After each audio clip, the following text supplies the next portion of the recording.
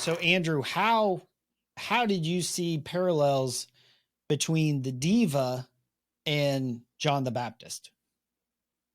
Yeah, so I think, and I don't know if it's more of a French convention or not on storytelling, but Fifth Element does such a good job of not over explaining the backstory, even though they start with backstory. They do such a good idea of not over explaining, character motivations and where they came from. So you have this character, the diva, and she has a name in the movie, but just like Lilu, it's about 40 syllables long.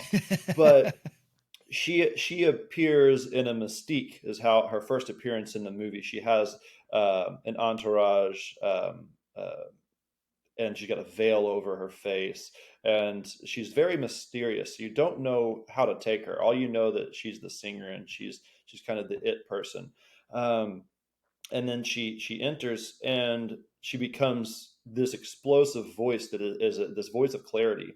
And again, I mentioned this earlier. It's her song. It's actually based on a traditional opera song, but it was crafted in a way that it's not actually singable by the human voice because it jumps octaves and notes so fast. Mm. And so it puts her at a level above humanity as far as her voice goes, which again is very symbolic. Her strength is in her voice and her ability to cut to a person's soul by speaking something that can't be spoken by anyone else.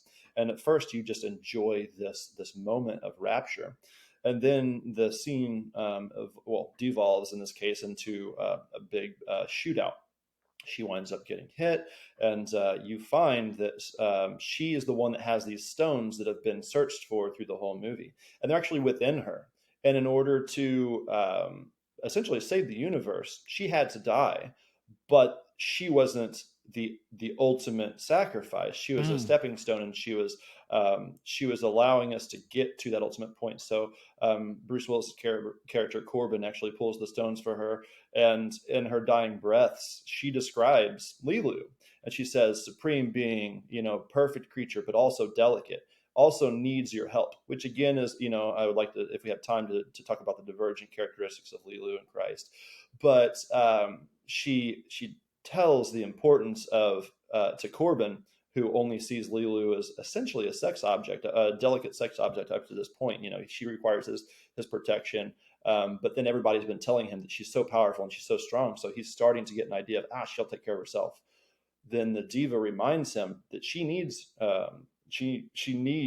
support. She needs people that believe in her. So she has all of this to say about the coming and the importance of Lilu and what she has in store. So yeah, it's just she's a very strong character and has such little screen time, but she really is the herald for the importance of, like you said, the weapon against evil. Yeah, there's the two key pieces of that. You said her strength was in her voice. And what I think about Yeah. John the Baptist is he's a voice crying out in the wilderness. Hmm. And he's not the one, like you mentioned, she has to die in order for sort of for Lilu to meet her potential Hmm. for evil to be defeated, basically. Right. And she's Yeah. she's not the one, but she's the one that comes Hmm. before the one.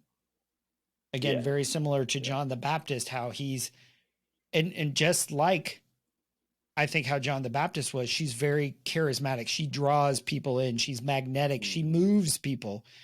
And that's what you saw with John the Baptist. He's this crazy dude out in the wilderness. If you Yeah. watch The Chosen, Peter talks about him as Crazy John. Yeah. and Yeah. and he's out there, but people are going to him. People are listening to him. Hmm. His because he's there is something about him. As we mentioned, as you said, the diva is on screen for not very long at all, but Hmm. has is probably part of one of the more memorable scenes of the movie. I love what you said about John the Baptist being a voice crying out in the wilderness, because the diva is preaching to an auditorium full of hedonists. I mean, everybody that there is essentially the capital from the Hunger Games. Mm. That's the society they live in. So it is cool to know that she has this inner peace and this inner purpose, but she's not beating people over the head with it. She's just spreading this truth that they will eventually understand. That's super Oh, cool. that's so good because yeah, because they're flossed in paradise. They're people again, Yeah, going back to yeah. that the idea we were talking about on the podcast of where do we search for life? Where do we search for our own Eden? Where do we search for our own paradise? And it's in what we can get, what makes us happy, what makes us feel good. But she offers something bigger and something more. Hmm. And again, she's not pointing to herself, she's pointing to Lilu. Like when she talks to Right. Corbin about, she's like, no, Lilu's the one who needs this. I am here to serve Lilu. And very much like John the Baptist, as he becomes greater, I become less. And so now we're going to shift our perspective. So if you've been watching on YouTube, we're shifting to, on our full episode, we're talking about how Lilu both mirrors and doesn't mirror a Messiah character. So if you want to check that out, check out the Men at the Movies podcast, wherever you get your podcasts. Click all the links, share us, like us, all the stuff. And but if you want to hear us really go deep diving and get nerdy and geek out about this movie, check us out on the podcast.